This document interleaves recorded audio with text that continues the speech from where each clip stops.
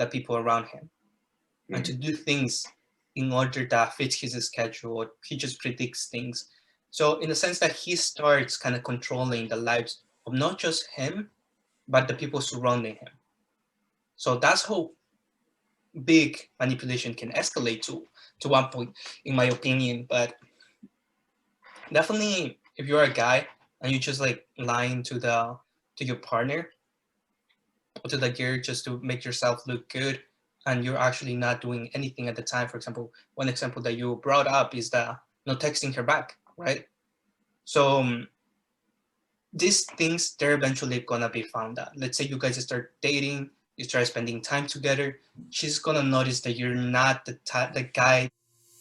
This is a conversation between friends. None of what is said here should be taken as legal advice. We are not experts in any way. Take what resonates and leave the rest. Welcome back, everybody, to Shots of Info. This is Mike. For today, the topics include on foundations, manipulation, and self-deception. On fitness, we have food delivery versus food prep. Finance, Biden's policies, as he was inaugurated today, Wednesday 20th, January 20th, and some news updates. All right, so let's just go ahead and get started with the foundations. Manipulation and self-deception. What are points about this? Can you explain them? Sure. So we were talking about this before in terms of how sometimes people can kind of, manipulate you into like going back to like game, right? Like guys trying to deceive the woman into believing that they're busy by, not texting back, or, taking time to text back, or pretending like they're busy doing something else when in reality they're just sitting home playing video games, or literally just sitting home on their phone watching the text come through and not answering because, he heard that it's a good thing to wait to send a text back. So that's kind of like the idea.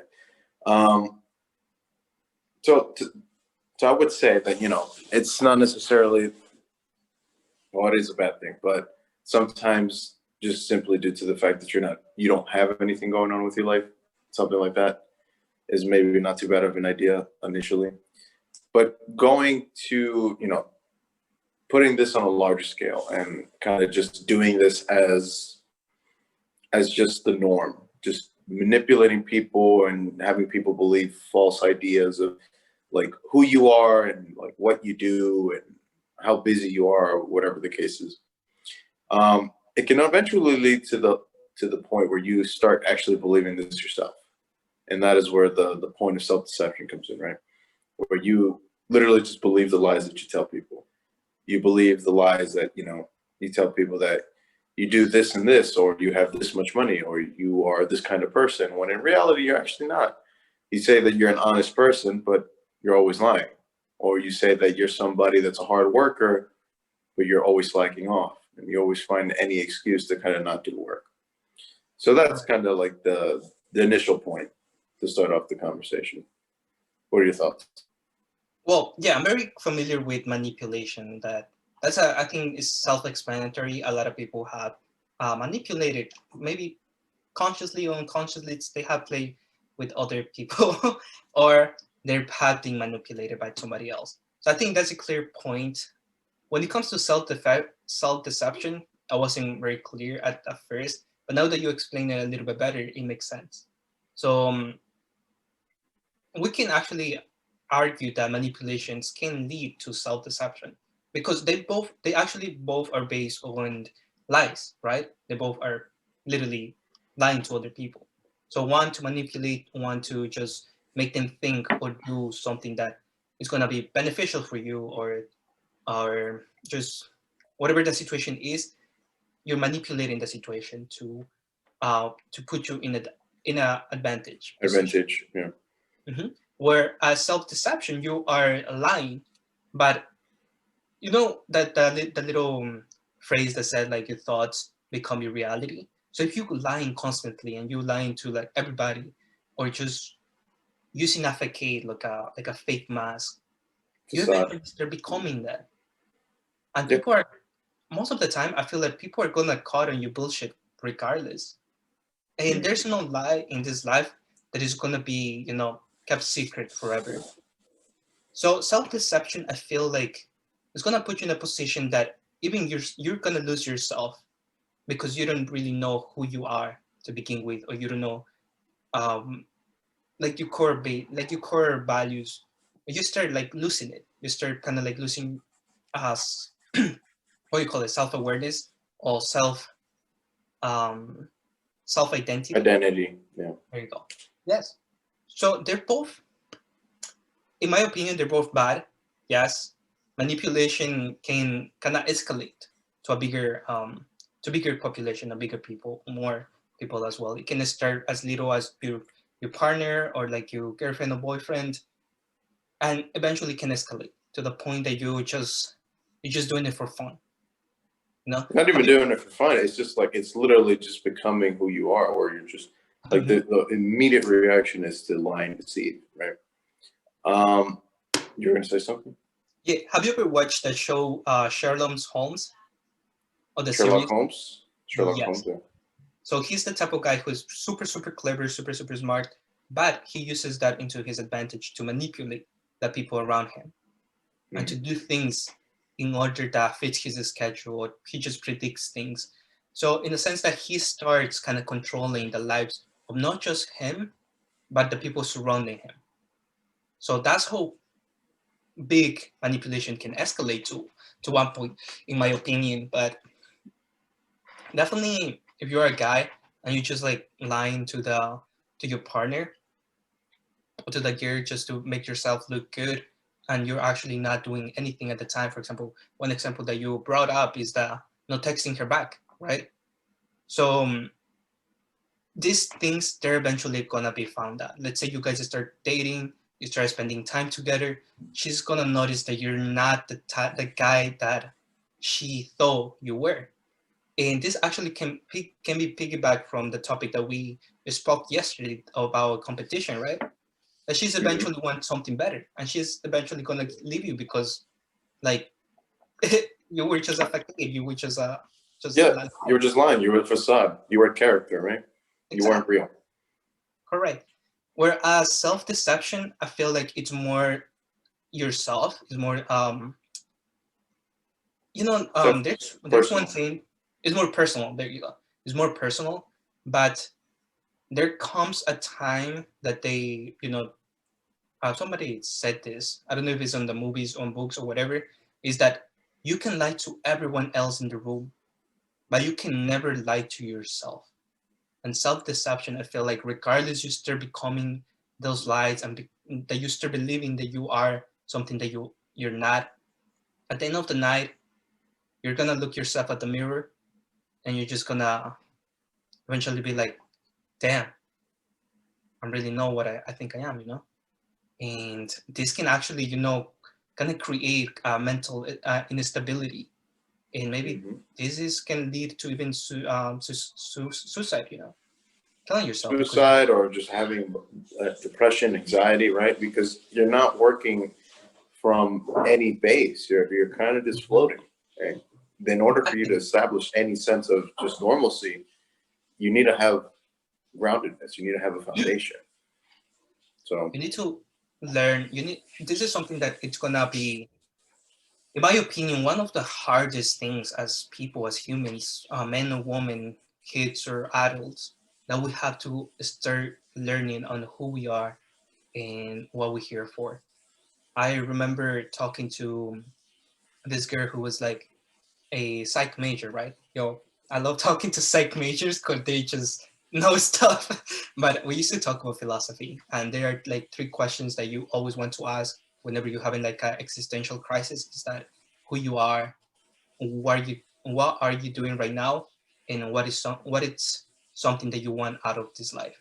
So those three basic questions is really gonna kind of start analyzing on the identity or persona that you are, because I think it's hard to sometimes get lost into this community of, especially where we have social media and you see everybody doing these crazy things, and I feel like social media is enhancing it, self-deception in a way, or kind of like people are embracing self-deception because you see all these influencers like with Ferraris and mansions and stuff like that. But at the end of the day, there some truths come out, and they were they were alive. Like, remember that girl who went like really popular, who was like, "Oh, I'm rich," blah blah blah.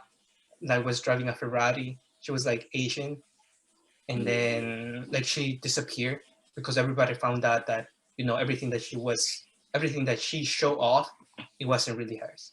I forgot her name, but she was really popular like 2 years ago, I think.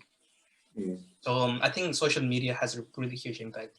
So maybe Yeah. cut off the time that you spend on social media will be a right step for you to kind of like learning on who you are and analyzing that life is not really about the things that you have more, other than those are materialistic things. Life is all about the experience, in my opinion. That's my personal view on it. But No, it's definitely a good philosophy to have. So yeah, man, specifically when it comes to self-deception, it can kind of go both ways, because sometimes you need to kind of lie to yourself in order to believe that maybe you're a little better than what you are. And I find this in the form of like having confidence in a situation where you don't really know what the outcome is going to be, or you don't really know how this is going to go. Because some situations do demand that you walk into a room, maybe like let's say for an interview, right? And maybe you have to have some sort of self-deception and believing that, you're going to get this job regardless of whatever, because you're the hardest working person in that room, or because you believe that you deserve this job. But obviously the argument could be made like, oh, so if you worked hard enough, then obviously you're going to have that confidence because you've already done the work. But to some degree, sometimes a little bit of self-deception in that form can be positive. But most of the time, self-deception that you're going to see is people believing just essentially just like grandiose ideas of who they wish they were, but they're not, and they're just trying to make themselves believe that they are that, right? So going back to like, the person that pretends to have a Ferrari or rents out a Ferrari, like is posting it as it's theirs, right? At some point, that person can start believing like they actually deserve to have something this expensive or valuable, but they don't do any work. And right there, when reality sets and people get their reality check, because life always comes back, karma always comes back. So that reality check will always come back to get you, and you're not the person that you're saying that you are, then you're not going to be prepared for the situation. You also I often see this with people that are actually overweight, right? They have this self-delusion or the self-perception. Sometimes, and not all the time. Sometimes people have like really negative images of themselves, and that's what drives them to stress eat and kind of get worse and deeper into that hole. But sometimes they have this self-deception that like, they're not really fat. It's just that they're big boned, or, it's just that their metabolism is slow, and only if they had a fast metabolism that they would not be fat. But like, there's a reason why you're overweight, and it's due to something, and you're lying to yourself in order to feel good about it, right? So yeah, man, self-deception it's a tricky thing for sure. So if you're dealing with something like that, you gotta sit down and analyze and see where it is that you're lying to yourself. Well, yes, I agree that self-deception might be helpful on the interviews. I kind of was thinking about like the interviews because I'm going towards this, and there's always a question that comes like this: what are your biggest strengths, or what are your biggest weaknesses? And sometimes one blanks. If you didn't prepare, one blanks, because you don't want to look like you're not the best candidate, so you don't want to disqualify yourself. But you're not the saying that the fish dies by its mouth, because when you fish, the hook is in the mouth. Sometimes words can put you in a bad position, right? So when it comes to self-deception, you kind of want to, the way that I approach it is like, yes, I have some, I have some strengths on my curiosity, on my quickness to learn, but there are always going to be some weaknesses. Everybody has a weakness, and might as well be honest about it, and rather than just putting out there what my weaknesses are, why not go to the point like what steps I'm taking to fix those weaknesses. Mhm. So yeah, self-deception can be good in an interview or maybe on other situation as well, where you need to believe yourself just to boost a little bit your confidence. Look, here's a perfect example, right? Like you see a cute girl and then you want to talk to her. You might have to have like, and hypothetically, let's say you don't really believe that you have the confidence in order to approach her. In this case, you're going to have some level of self-deception to make that approach because you're believing that, well, shit, I don't really feel that confident, but I'm going to deceive myself into believing that I am this confident and see how that goes. Okay, yeah, that's a very better example than mine. Another one that I was thinking is that the saying that says "fake it until you make it." Yeah. What are your thoughts on that? So you That's think right there. That's self-deception right that's there. self-deception? That's self-deception, and it could be some form of manipulation.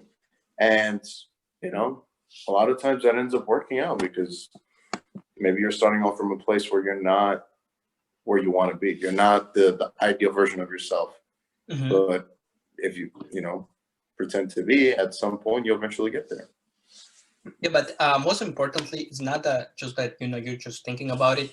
Is that I feel like that thought is gonna weight on you more heavy with time. Like every day, it's gonna be on the back of your head, and you start unconsciously like working towards those steps, working towards that kind of like that fake it until you make it, like the vision that you have for yourself Until you actually make it. until you actually make it correctly. But So yeah, there you okay, go. it can be used on good things and bad things. That the only issue that I have with self-deception, or the only problem that I see with it, is when you perceiving yourself as bad, or you're doing it with like bad intentions. For example, self-deception can go either way. So one, self-deceiving or using it to boost your confidence and look good and do whatever.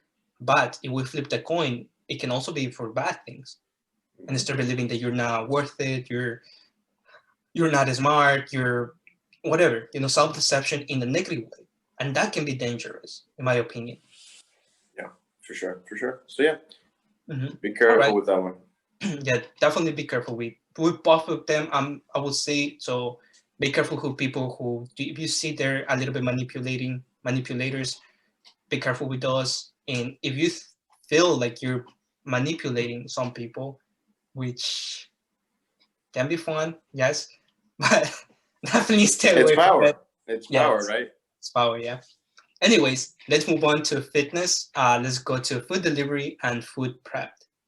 I never had a food delivery in my life. Well, actually, I meant food prep in my life, but I had food delivery before. What is the difference? What can you talk to me about? Like, what are they? Right. So now, in terms of food delivery, I don't just mean like having just like food delivered to you from a food app, right? Like you go to Grubhub or Seamless and you order food, right? What I'm talking about is like actually food that's prepped that's delivered to you, as opposed to food prepping that you would do on your own. So with the food delivery, there are services that kind of send you packages of food, like usually in a bulk order, where it's already prepared, the meals are already set. It's very specific and specified in terms of like the ratios of carbohydrates, protein, and fats. And then obviously on the other side is food prepping, which is you doing that work as opposed to somebody else doing that work and you paying them for that. Oh, okay. Yeah. What do you think about that? Well, yeah, I definitely had. I was kind of misinterpreting them for both. So I thought food delivery was like you order, food delivery comes to your door, and the food prep was the food prep that they deliver you, like already prepped for like the week. I haven't had the chance to experience this. I know you did. That's why we have Very to recently. talk about this. Yeah. But food prep, I had tried it before. Yes. I feel like it wasn't sustainable for me because I like the freshness of my food. Like, and I don't really mind cooking. Like, in my opinion, cooking for me is a way to like reflect. Literally, you can ask my sister or like my mom. Whenever I'm cooking in the kitchen, I like the kitchen for myself because I usually just put on my show or just listen to music and I start cooking, you know, and I just get into my vibe. I just start like thinking through. I definitely use it as a way to kind of like distress myself. So I don't really mind spending like 1 hour or an hour and a half to cook my food, like, you know, on a daily basis. So I don't really mind that. Where when it comes to food prep or meal prep, I remember doing it for a Sunday. This was when I was in during like trying to, you know, lose weight and stuff like that. And I don't know, it was like tedious because I still live with like my family, so I had to put like little containers like right there, and it was taking a lot of the fridge space. Yeah, One thing that that's a good mention. kind of works for me is like if I chop the vegetables on one day and then I just keep reusing it. No, but it's not like a meal. It's just like little containers of like vegetables that are already chopped, like onions or peppers and stuff like that. But that Yeah. works better for me rather than, you know, cooking a full meal and just putting it into the fridge. But you know, it's all about time, in my opinion. It's all about like how how much time do you have? Yeah, so that goes exactly to the topic, right? So the Mhm. thing with having the food delivery prepped to you is the fact that you don't have to waste any time. Like it's just boom, it's delivered. All you have to do is heat it up in a microwave or in the oven, and that's it. The food is already done. And you know that goes to time management and man, what is that thing called? The concept. You try to or exchanging one thing for the other. Okay, okay. Opportunity cost. That's what I was looking for. Opportunity cost. Okay. Right. So the opportunity cost of you doing the food prepping on your own, as opposed to just having it ordered and delivered to you. Maybe you can do more work, not needing to cook this food, right? So Mhm. that way you can, I don't know, maybe if you're doing a hobby, you have time for that, or if you're doing actual work at home because you're working from home, you're able to make more money as opposed to you taking the time to cook the food, etc. Mhm. Um, so yeah, I would say again, it just really comes down to the convenience factor and then time. Because for me, you know, now with my partner that I'm living with, we're trying a food delivery app. And the cool thing is that, you know, we're usually working pretty late most of the time. Like we wake up early, go to work, and we usually get back home late, and we're usually pretty tired, and we don't really want to deal with the cooking aspect. Um, so, you know, have the food delivered and already set in the fridge. All we have to do is heat it up, and that's it. Um, but yeah, I think, and here's the other thing, right? So if you're somebody that is in the process of trying to lose weight or trying to gain weight, having the food already prepared for you and not kind of needing to prepare it, and you know, you start munching here and there as you're preparing the food, which can kind of get a little problematic because then might be starting to overeat and things like that. When the food is already set and prepped, there's no eating more, eating less. It's like whatever's there, and you eat that, and that's it. As opposed to you know, taking a little bit of this, taking a little bit of that, preparing the food, and continuously eating. Yeah, I think that the food delivery kind of gives you a little bit more structure and convenience in terms of time. But if you're good with the food prepping and don't mind, you know, the added time and, you know, as for you, as you were saying, you do it as kind of like a meditation, right? You kind of relax into it, let yourself not be so stressed out, just release some stress. Then yeah, food prepping would definitely be the way to go for you. Yeah, definitely. One thing that I wanted to mention about food delivery though, I like the fact that you don't you know, it's an app or a website. All you gotta do is like put the information like your preferences, and it customizes for you. I Yeah, like that aspect. It's a really good business in my opinion. Like, and at and the there's same a lot time, of variety as well. exactly. So you're never gonna get bored of the variety. Maybe you're gonna try new dishes that you probably don't know how to cook because that's one of the things that, you know, it's more time consuming learning a new how to prep a new meal. Now, in if when you put in a balance like the average cost of like groceries that you make, eventually they might come with within the same range. For example, you when you meal prepping, you gotta buy, you know, the groceries, you gotta buy the ingredients, and as well you gotta take into account the time that you putting on to preparing these meals. Whereas on the food delivery, you're paying for the service, you don't have to worry about groceries unless you want to like add little features. One concern though, one thing that I want to ask you, when it comes to food delivery, is the only option to heat it up using microwave, or can you like do it on a pot? No, you can do it whatever. Oven, pot, or you can do it in a microwave, whatever works. Because that's one of the things that I not skeptical of, but is the microwave, like using too much of the microwave. I know something is so convenient, but there's some effect, you know, like about the radiation that comes in there and then you're putting into your body. I like the convenience, but it might not be the best option. Right. My father has a similar thing where he does like the radiation that comes off the microwaves, right? So what he did was he bought a mini, I believe it was called a mini convection oven. So essentially, it just kind of uses the reheated air within the oven, and it kind of just heats up the food pretty quickly. And you know, there's the only thing that's powering it is electricity. You don't have to worry about radiation on the food. So yeah, that's another option. Okay, I like that option actually. But yeah, It's pretty small. I think it costs like $200 or $300. It's basically like buying an oven, or rather a microwave. that's not bad. And, once again, I would definitely start experimenting with like either food delivery or food prep as I start within my career, as I move out and live on my own. I think this is one of those things that you maybe gonna be forced on like kind of encountering with, or maybe like you said, the time. Convenience, right? Yeah, it's going to be a little bit different as a professional now that I'm just a student at the moment and just working like part-time. It's gonna be a little bit different. We both have different lifestyles, so it does make sense that you opt for these options, and it's more what do you call it? It resonates with your lifestyle, but it doesn't resonate. Yeah, the opportunity cost, right? Exactly. So the way it works for me, it just isn't going to be the same way it works for you. Exactly. So this would be definitely a good option for everybody to try it out. It's out there. You can see the benefits, whichever is your convenience. But this will definitely be on the preference of everybody and everybody's situations as well. Because if you have like kids, or if you live alone, or if you live with a partner, or you hate cooking overall, those are good options.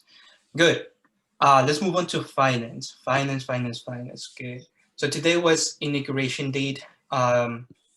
President Biden was inaugurated as the 56th president of the United States, and Kamala Harris as his vice president. All right, so it's official. 56? 56 president? 56, isn't it? I thought it was 48. We could be wrong. I'm pretty sure it's the. Hold on. We got Google for this. I'm pretty sure he was number. I gotta double check. I'm pretty sure it's 56. I can be that off. Or is it 46? 46, right? It's 46? Wait, what number is? Anyways, so as Randy does that, let's take a look at President Biden's executive. 46. Oh, it's 46. I was adding 10 extra. My bad. I apologize about that. 46 president. All right, let's take a look at Biden's executive actions on day one. Now, one of the first things that he did is halted the border wall construction.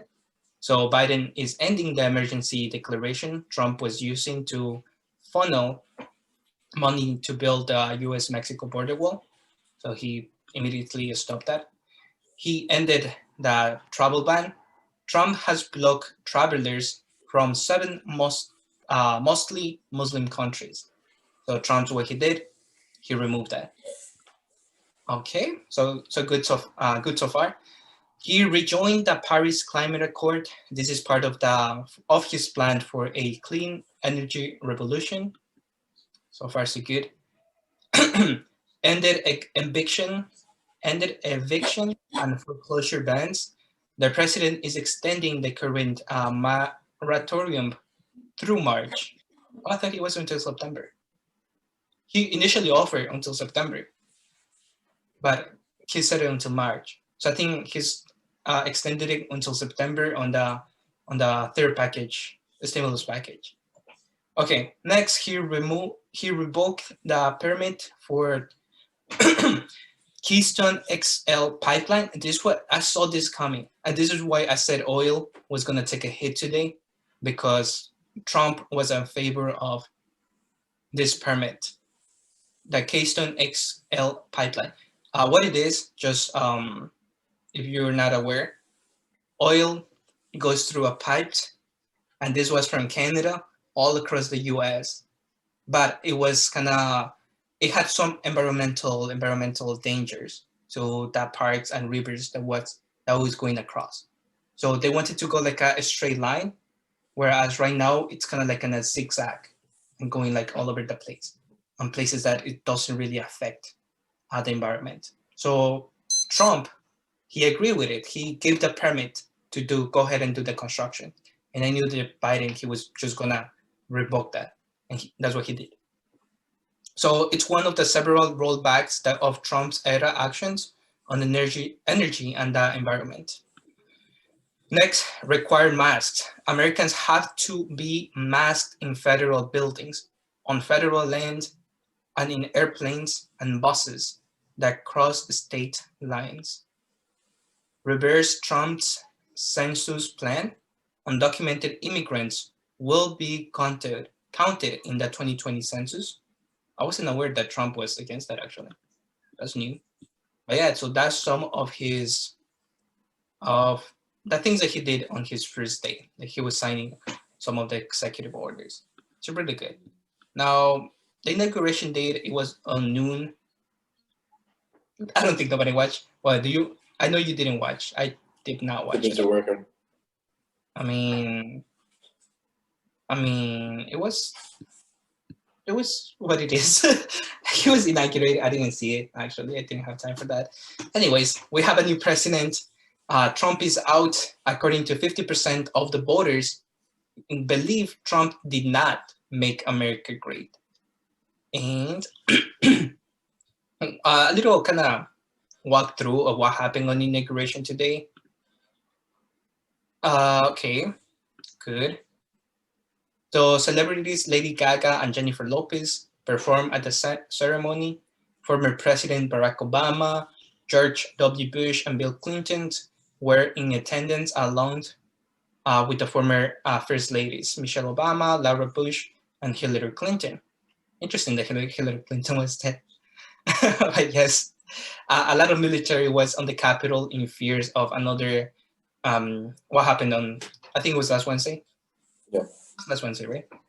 In fears of what could happen from the rioting and stuff like that. But yeah, that's some things that happened today. But let's see some news. So let's see some update news that I have for you guys. So a big cap tech bounced back in a big way as the FANG, Facebook, Apple, Amazon, Netflix, Google gang flew to new heights today. The New York Stock Exchange index closed at a new all-time highs. Netflix closed at new highs after reporting a strong quarter for earnings yesterday. It opened it a few bucks below former heights, but it quickly broke out to blue skies, gaining 16.85%. Good, really good day for Netflix, honestly. Now, Jack Ma made his first appearance in what it feels like eternity. He did it on a philanthropic event on China. Alibaba bounced back 5.5%. The billionaire, in the philanthropic event for the teachers. He seemed relaxed. That's all he said on the news. Okay, things are looking great for Tokyo. Things are not looking great for Tokyo 2021 Olympics, as slow vaccines distributions and spiking COVID cases worldwide pose major obstacles to the games. So last March, Japan postponed its 2020 Tokyo Olympics.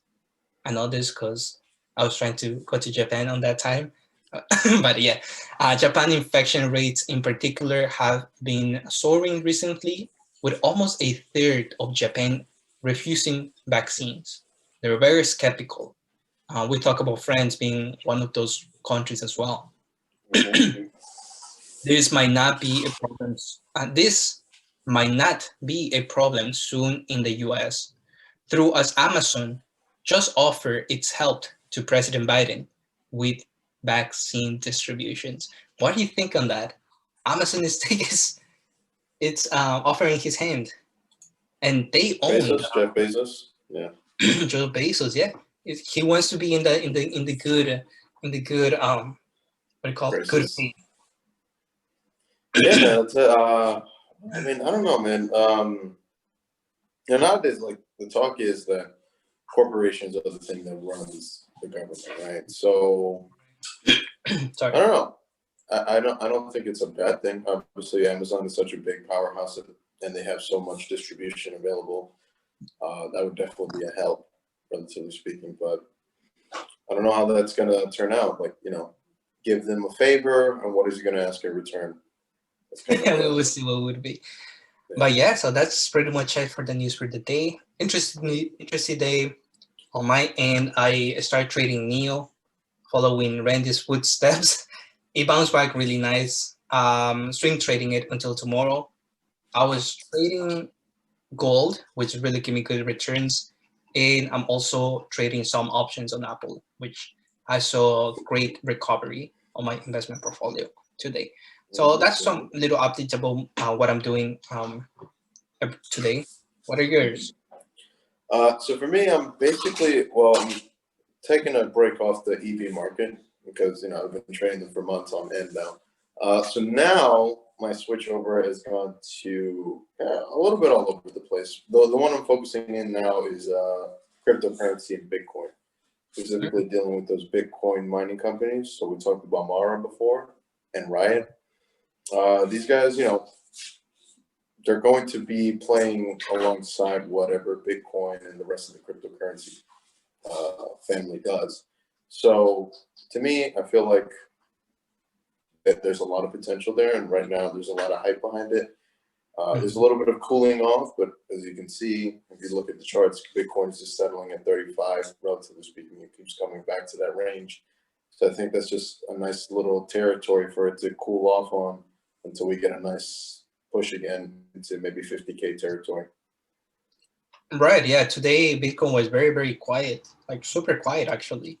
It was bouncing back between 34 and 36. Didn't pass that. Very quiet day for Bitcoin, but very good news for big tech and the markets overall. As expected for inaugurations. But anyways, that's pretty much it for the day. I will see ya tomorrow. Well, more like I will speak to ya tomorrow. Deuces. Peace out. What the is we doing?